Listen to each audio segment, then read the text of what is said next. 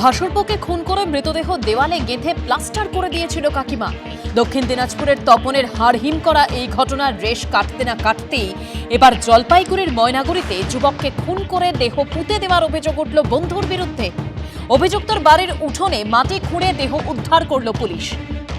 আমি এখন দাঁড়িয়ে রয়েছি ময়নাগুড়ির ব্রহ্মপুর এলাকায়। আমার ঠিক পেছনেই যে বাড়িটি দেখতে পাওয়া যাচ্ছে সেই বাড়ির মালিক হচ্ছে পরিমল রায় এবং সঙ্গীতা রায়। এই একটি কল রয়েছে, এই কলের পাশেই কিন্তু মাটি খুঁড়ে একজনের মৃতদেহ উদ্ধার করে ময়নাগুড়ি থানার পুলিশ।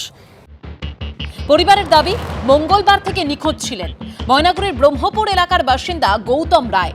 বুধবার সকালে তার ছোটবেলার বন্ধু পরিমল রায়ের বাড়ি থেকে ৩০০ মিটার দূরে উদ্ধার হয় তার মোটর বাইক। সেই সূত্র ধরে পরিমলের বাড়িতে তল্লাশি চালায় পুলিশ। বাড়ির পিছনে মাটির নিচে লুকোনো ছিল গৌতম রায়ের মৃতদেহ। সেই সময় অভিযুক্ত তার পরিবারের কেউ বাড়িতে ছিলেন না। খুনটা এটা তো খুনের বিষয়ে আমরা বলতে পারবো না, বাড়ি আমাদের পাশে, খুনের বিষয়ে বলতে পারবো না। এই ছেলেটা যেই ছেলেটা বাড়িতে আসছে এবার মার্ডার করছে, ওনার বাড়ি হচ্ছে নদীর মান্তাপাড়া। ওখান থেকে চলে আসছে ব্রহ্মপুর বাজারে হরিমন্দিরের পাশে। ইনি কাজ করে আসামে, বাড়িতে আসলো মোটামুটি ধরে 5 দিন। 5 দিন হয়ে আসছে। যেটা শোনা যাচ্ছে যে কোনো একটা পরকীয়া বা এই সমস্ত ব্যাপার ছিল না, এই সম্পর্কে আমরা কিছু বলতে পারবো না। পরিবার সূত্রে খবর, পরিমল ও গৌতম দুজনেই অসমে কাঠমিস্ত্রির কাজ করতেন। 5 দিন আগেই গ্রামে ফেরেন দুজন। মৃতের পরিবারের দাবি, মঙ্গলবার রাতে পরিমলের ডাকেই বাড়ি থেকে বেরিয়েছিলেন গৌতম, তারপর আর ফেরেননি। পুলিশের দাবি, অভিযুক্তের মা জানিয়েছেন মঙ্গলবার রাতে বাড়িতে ঢুকে কেউ তাঁকে খুনের চেষ্টা করে বলে জানায় পরিমল।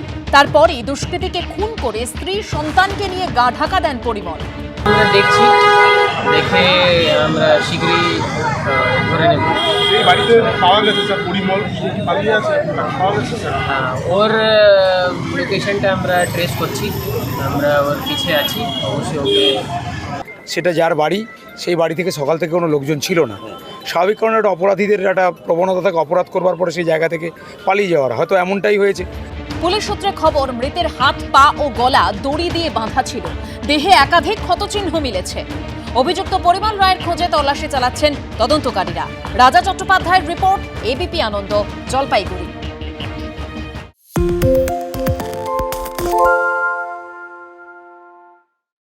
সত্য অন্তহীন, সত্যের খোঁজও তাই, সত্য সন্ধানে তাই আমরা অক্লান্ত, অকুতভয়। এবিপি আনন্দ নতুন ভাবনার প্রতীক, যা মনে মুক্ত, তথ্যে যুক্ত এবং যাবতীয় সীমানার বাঁধন থেকে মুক্ত।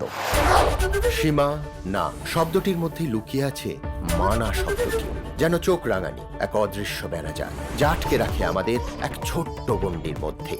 একমাত্র সঠিক খবরই গড়ে তুলবে এক মুক্ত সমাজ।